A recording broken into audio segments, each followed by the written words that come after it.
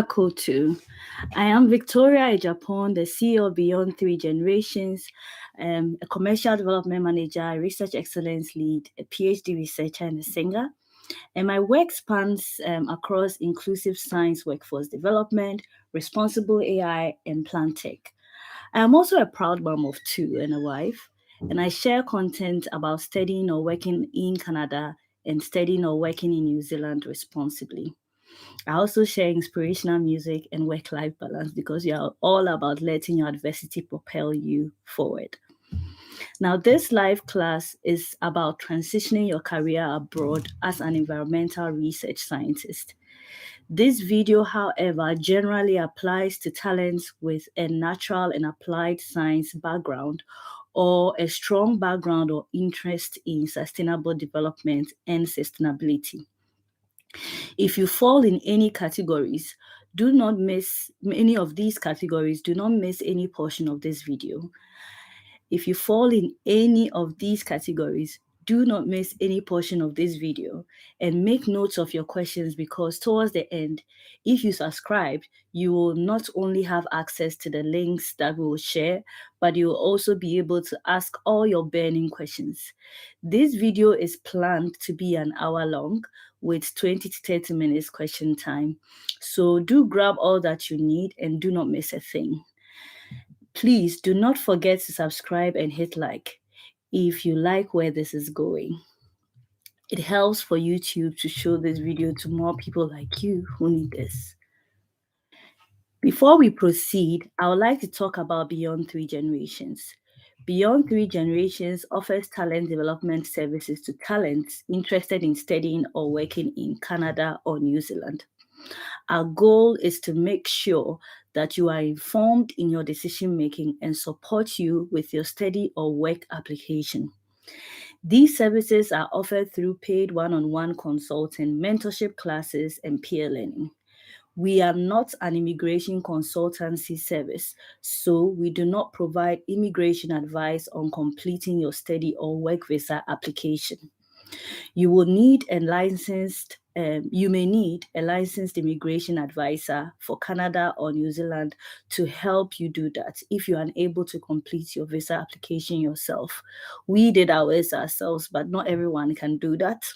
So if you need help in that area, definitely contacting a licensed immigration advisor is the right way to go, not just someone who is claiming they can fill visa applications for you. If you understand what we are sharing, please like the video so that we know that our message is very clear. I also want to thank our outcome partners, CEIMIA, TPM, Stripe, excuse me, who are making this possible.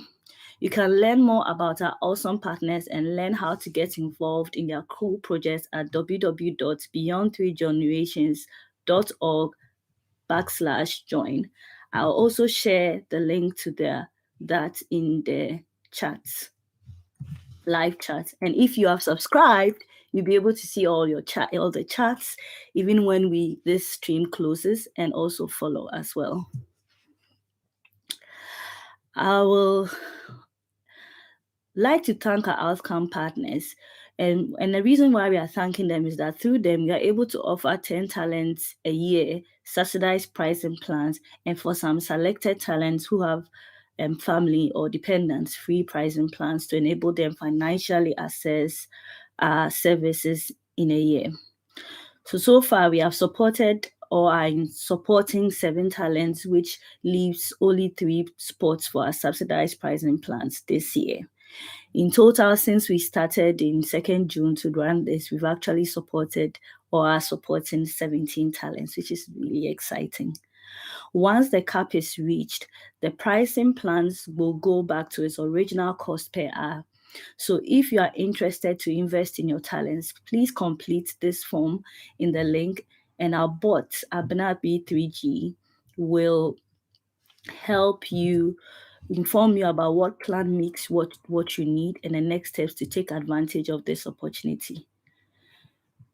So the link, we have left the link to the form in the live chat as well. Again, subscribe so that you can see the live chats. Excuse me. So Abna Breathe Through You will be happy to inform you about what plans meet what you need and the next steps to take advantage of this opportunity. And we have left the link in the live chat. Please do not forget to subscribe and hit notify to not miss our videos, because look, our videos are really helping people and really scale out from really paying too much money just to be able to transition abroad. And it's not just about the money, but actually the misinformation they get and then the shock they have to live through. We are trying our best that the more information we share, you can actually make much more informed decisions. So at least you can do is to support our channel so that more and more people can actually get the support they need. As we always say, let your adversity propel you forward. So now let us get started. Environmental research scientists or natural and applied science policy researchers, consultants, and program officers, what do they do? So environmental research scientists study human effects on the environment, such as climate change, pollution, loss of biodiversity, rapidly increasing urban population, right? And natural and applied science policy researchers, consultants, and program officers conduct research, prepare reports, provide consultation, and advise and administer programs in a variety of areas related to the natural and applied sciences. Both are employed by federal, provincial, and municipal governments, educational institutions, research organizations, consulting firms, environmental and conservation organizations, or they can be self-employed. So as you all know, aside my role with CEIMIA, I'm actually consulting for CEIMIA, which is a self-employed opportunity, right? So aside my main role, which is the commercial development manager, so that's a typical example of how work like that can pan out. So permanent residence pathway, the next step that we'll be talking about is the permanent resident pathways available for this role. So environmental research scientist is a green list tier 1 occupation in New Zealand. What that means is that there's a straight to residence pathway people who have experience and are able to get a job offer in New Zealand from an employer who needs them, and in which I'll tell you why you are more likely to get that in New Zealand. But it is not part of the occupations that Canada is prioritizing for express entry. So environmental research scientists, they do the pure researching. However, it's not like the main thing that Canada is really looking for. Canada is instead prioritizing natural and applied science policy researchers, right? So there's a difference between being a research scientist and being a policy researcher. And we'll delve into that as we go on. They are also prioritizing natural and applied science policy consultants and program officers. So then the natural and applied science policy researchers, consultants, and program officers are under the STEM category of Canada's express entry. So Canada prefers people with a regulatory or public policy capabilities for this area. If you do not have these capabilities, but then you have the domain experience in terms of the natural and applied sciences they are looking at, maybe a social science perspective or a plant science perspective, you do have an opportunity to start off your career from the bottom and then learn on the job how some of these regulatory and public policy capabilities. Now, I'll kind of talk about some of these things that you can learn and prepare in preparation for making sure you can get some of these roles. However, it is noteworthy that in New Zealand, environmental research scientists are also able to transition into technologist, policy researcher, consultants, or program officer roles if the roles are related to natural and applied sciences. So the good news about New Zealand is that if you do not have that regulatory or policy background, public policy background, which you will likely not have since you'll be an international trained person, there is the option to come in as the scientist that you are, and then as you get to understand the regulations around the science that you're doing, you can then work on progressing into the regulatory ones. And even if you choose not to, because it's such an in-demand area in New Zealand, you can actually stay being a scientist and progress in that pathway itself. So that's the slight difference between the Canadian one and then the New Zealand one. But either way, well, it still depends on you, what your passions are and what kind of opportunities you want to give yourself. So as we go on, you would learn more about the opportunities that are out there so that you can make better decisions.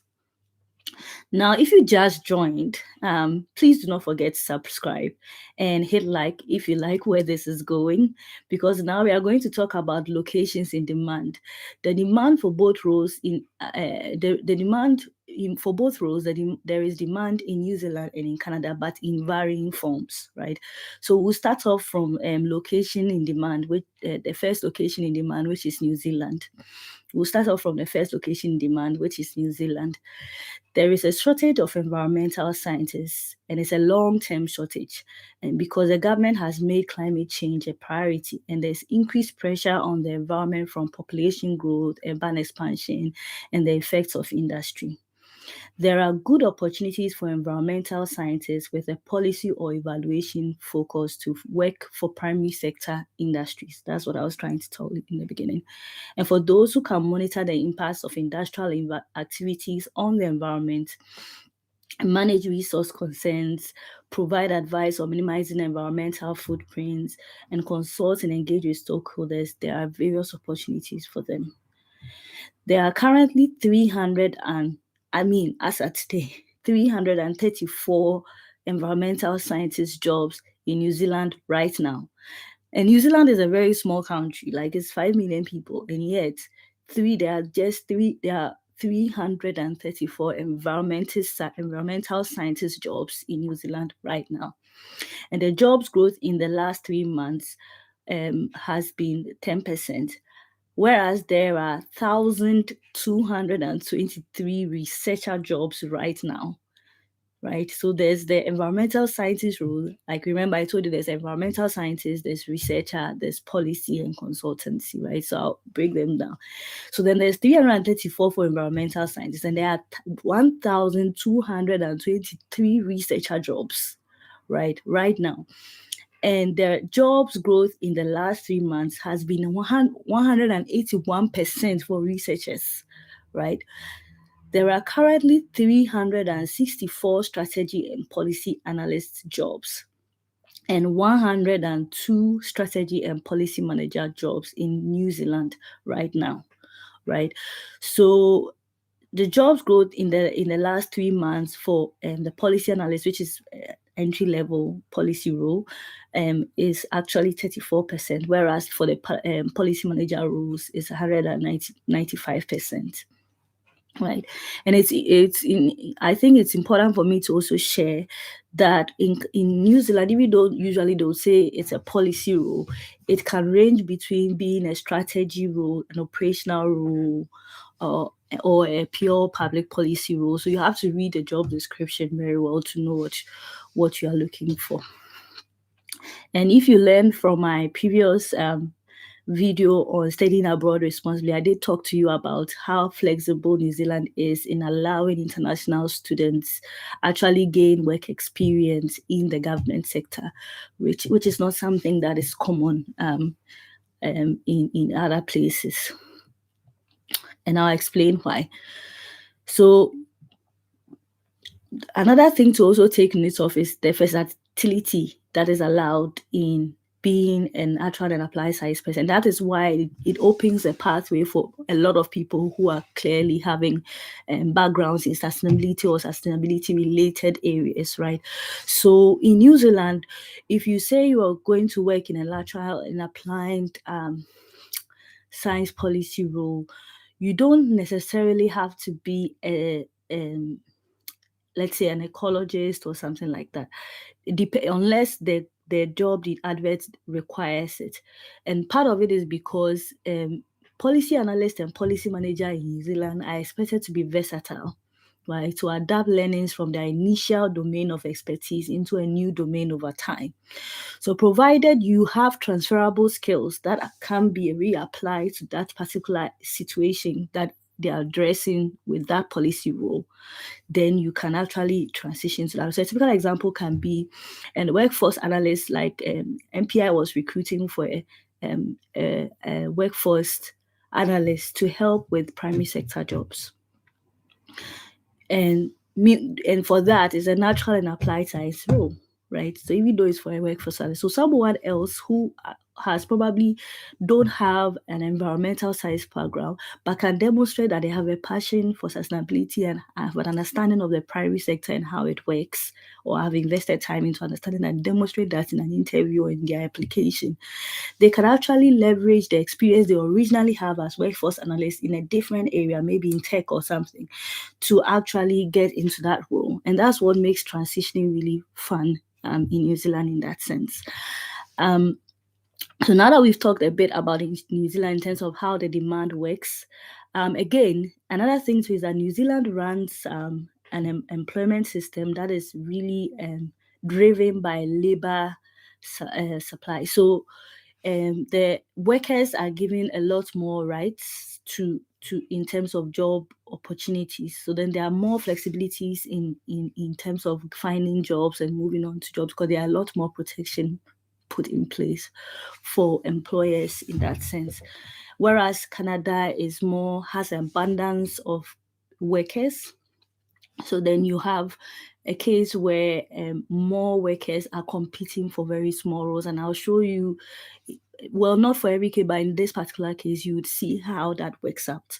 So the location in demand, for instance, Canada is also saying that they need natural and applied science policy researchers, consultants, and program officers, right? But you would see where the difference is coming. Currently, only 46 jobs. Canada is very big, way bigger than New Zealand. It's currently almost 30 million people. And there are just 46 jobs in Canada for natural and applied science policy researchers, consultants, and program officers, right? Compared to over 1,000 if you want to be a researcher, or 300 if you want to be a scientist in New Zealand. So then you clearly see the difference between these two markets when it comes to you as an internationally trained person trying to transition into that space. However, if you do and you are so bent on going to Canada, it's not impossible. There are people who have done it, but just go with a mindset that you are going to be in a tight competition to get these kind of jobs. So for 2022 to 2025, this occupation will be in demand in Nova Scotia, Nunavut, and Saskatchewan, and Yukon. So clearly, if you are you're looking for warmth and you're trying to go to Ontario for these jobs, the statistics are saying you are wasting your time. Why not make sure that you go into in-demand areas like Nova Scotia, Nunavut, Saskatchewan, and Yukon, where this occupation will be in demand for a long time, right?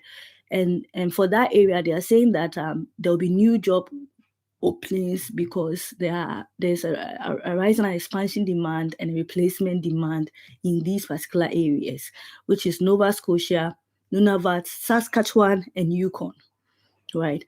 And part of it is because they're expecting that a total of 15,700 jobs are going to be new job openings, while 8,000 new job seekers from school leavers, immigration, and mobility are expected. So then there's still a gap of like 7,000 people that they have to fill, right? However, they are saying that where that demand will not be in the place that maybe you are looking out for. Rather, you should be looking at Nova Scotia, Nunavut, Saskatchewan, or Yukon for that, right? You only, with the express entry for Canada PR, you only need 6 months previous experience in that area, right? However, excuse me. However, per the description of this job role in the NOC, and even from our own experience, because I worked in that area in Canada, to get a job in Canada in that area, it's easier if you have gotten some Canadian experience through education, right there. So even though the express entry will grant you the chance to enter Canada, if you do have work experience there, it's advisable that you take a course that will allow you to do a co-op, right, or get work experience in the field or build domain expertise about the Canadian public policy system, because it's very different, right?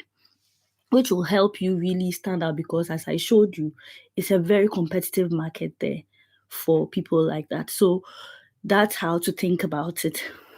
Now, if you just joined us, please do not forget to subscribe and hit like if you like where this is going, because now we are even going to talk about the more interesting part. So now I've been mentioning skills, and the value of skills. So then the next thing we are going to talk about is the skills required and how much this role can earn you in both countries, right? So the skills required is project management, domain knowledge, research skills for that particular domain you want to work in. So let's say if you're going to work on economics related projects, of course, then you have to have economics research method skills, right? If it's going to be something that it's related more to like a biological science project, like my husband's case where he's a plant pathologist, if that's what they are looking for, you have to demonstrate that you have you have the research methods required to do that kind of research. So then you have project management, domain knowledge, research, math, and computer programming skills. And sometimes with this domain knowledge, I think because we say natural and applied sciences, people automatically think that if they are in construction, they are not included. But land management is actually considered a key in natural and applied science pathway. And I'll mention some of these pathways under this project as we go further. But then before I do that, I want to talk about domain knowledge. So with domain knowledge required, you generally, there's the Resource Management Act, the Public Services Act, Environmental Policy and Planning Act, planning laws, Local Government Act, and understanding the effects of commercial development on the environment, or the Environment Effects Act. In particular for Canada, these acts would have different names, but it's as you Google them and add the province with them. Like Resource Management Acts, let's say you write Resource Management in Ontario, you see other ones, you see the ones that apply to you. Also, as you become more specialized, so let's say if you're the kind of jobs that you're looking out for are actually on water quality or things like that, there are separate acts and those ones that you have to learn. That is if you decide to go through the policy and program officers route, which Canada is advertising. If you are not, if you just want to do research, you just want to take the advantage of the over 1,000 people that New Zealand is looking for as researchers and look for job roles in that area, then of course you don't have to necessarily have those public policy things. You don't have to know them off head. But the advantage is that once you get in, part of the onboarding, they also include you learning about the acts that pertain to what you are going to work on. So then it's an opportunity for you to then build your expertise over that. So sometimes what people do is that they come in with a science background that they have, and then whilst they are in the job and are earning money and doing what they're already skilled at, then they learn these other public policy areas so that they can leverage that into transitioning into a policy role or a program management role in another part of the government, right? So those are some of the things. So how much do they earn? Because, well, if you're going to invest so much money to go, you must know how much you're going to earn, right? So scientists with a PhD earn between 85,000 New Zealand dollars to 165,000 New Zealand dollars. And usually the scientists in managerial or principal roles are the ones who earn over 130K. Sometimes with the depending on which part of the government you go to or the organization you go to, it can start from 120K, right? But usually it's over 130K for managerial and principal roles that are scientists in managerial and principal roles. Senior environmental scientists with a master's degree and 5 years experience can earn up to $126,000 a year. And then graduate environmental scientists with up to 5 years experience usually earn between 58K to 91K a year. In Canada, natural and applied science policy researchers, consultants, and program officers in Canada, they earn between 56K to 124K, depending on years of experience. So the Canadian one is really based on how many years you've worked in that area, not necessarily your qualifications per se. Except in Alberta. So in Alberta and now other provinces are trying to adopt that. They also value the number of years you spent studying as your work experience. But that is, you have to check that because it depends on which province you are going to. But as I mentioned, unfortunately, Alberta is not on the list of the places that this is in demand. The place where this is in demand is Yukon, Nova Scotia, Saskatchewan, and Nunavut, right? So just bear that in mind. What's the training that is needed? Researcher and scientist roles in natural and applied sciences require you to have a master's or a PhD. And the PhD has to be a PhD that is related to sustainable development or sustainability. That's the thing. Many people think they have to do like the hardcore science to be able to do it, but that's not necessarily the case.